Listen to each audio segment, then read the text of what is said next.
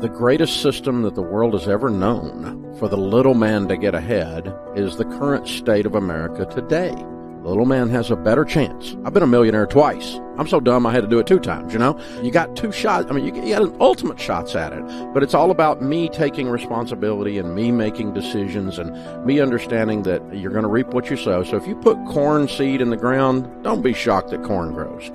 There's technically only one real definition. There's definitions that have agendas. For instance, you hear politicians say that a millionaire is someone who makes $1 million a year. That is not the definition. There's an accounting finance definition for millionaire. It's fairly simple. Assets minus liabilities, what you own minus what you owe. When that equals greater than $1 million, you are by definition a millionaire. It's not a moral construct. It's not a decision of if that's enough or not enough or too much. It's not any of those things. It's a math equation, what you own minus what you owe. That's exactly what occurs. There's somewhere around 13 million millionaires in America today. We completed a couple of years ago in our research department an airtight piece of research, the largest study of millionaires ever done. Over 10,164 of them were surveyed, and we did in-depth discussions with them to find out exactly who they are, demographically who they are, where did their money come from, what are their careers, all those kinds of things. Here's what's interesting. We have proven now statistically, again, with the largest study ever done of millionaires, that 89% of the millionaires in North America today did not become millionaires because of inheritance. As a matter of fact, 79% received absolutely zero inheritance. 5% received a very small inheritance, $5,000 from their grandmother or something like that, not enough to make them a millionaire. And another 5% received substantial money after they were already millionaires. Like a friend of mine, he's got a $1.2 million net worth. His parents passed away after he was already a millionaire, left him $250,000 more, so now he's 1.45. The definition of middle class has completely changed. In 1960, middle class was an 1,100 square foot brick home with 1.2 cars in the driveway. Today, middle class is 2,800 square foot, 2-story with 2.3 cars in the driveway, meaning they've got on average. So we define middle class by what in 1960 we would have called at least upper middle class, maybe lower upper class. And so we've changed our standards of living so high across the board in America that we have the richest poor people in the world. I'm hopeful it comes under control for multiple reasons. I think part of the reason for the inflation is this ridiculous government policy of just printing money like there's no tomorrow and throwing it at everything and paying people to not work. But the other thing that's caused this particular piece of inflation, it's very unusual, and I didn't see it coming, but looking back on it, I kind of feel like I should have seen it coming. Anytime there's an earthquake at sea, following that, there's a tsunami.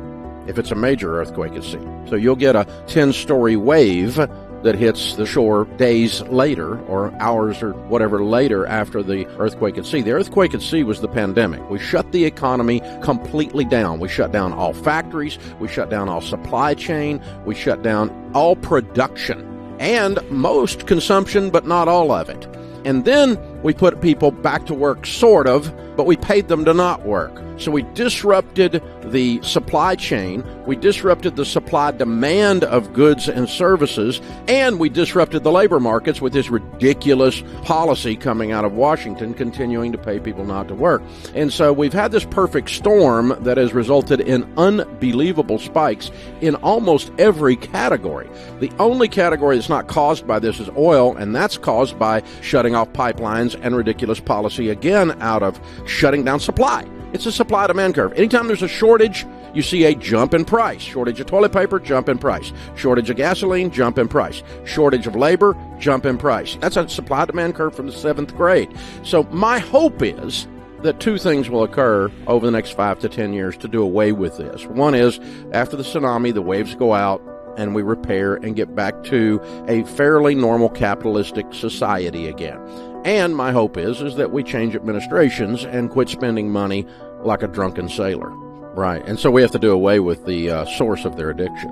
The government help is out of control because we're helping people that don't need help, meaning that we're paying people to not work that are able-bodied and could get work, and there's plenty of work out there to do right now. Tremendous labor shortages in several industries right now. Try running a restaurant right now. Oh my gosh, it's awful. Try getting hotel beds made. ridiculously hard. So the people in the service industries, the first ones that got hurt the most with the pandemic, quarantine, and the shutdowns, it was the lower socioeconomic rungs. They're the ones that haven't come back. And they're the ones that are holding up, the economy from moving again. And it's all caused by these extended, out-of-control government programs. And it's not being helpful. They're trying to be helpful. Well, that's not helpful to that person 10 years from today to teach them to not work. Anytime you get desperate, right after that, financially, you get stupid.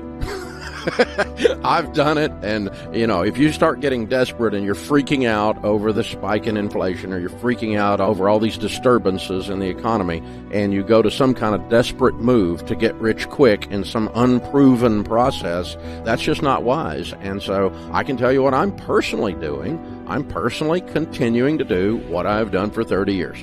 I buy mutual funds and long track record mutual funds in my 401k and outside the 401k, and I buy real estate that I pay cash for. It's very simple, very boring, nothing sexy about it. I don't get to tell my golfing buddies some story that made me look brilliant, but it's resulted in several hundred millions of dollars of net worth, so it's working out okay. It's the baby steps that we have taught for almost 30 years. But what we found out was that now that we've been doing this so long, there's tens of thousands of millionaires that are millionaires because they worked this plan that we taught them 10 years ago, 12 years ago, 18 years ago. And they're coming into our office to do those debt-free screams that we do on the radio. And they're saying, oh, by the way, when I paid off my house the other day, it's worth $450,000. I've got a little over $1 million in my 401k, so I'm worth $1.5 million.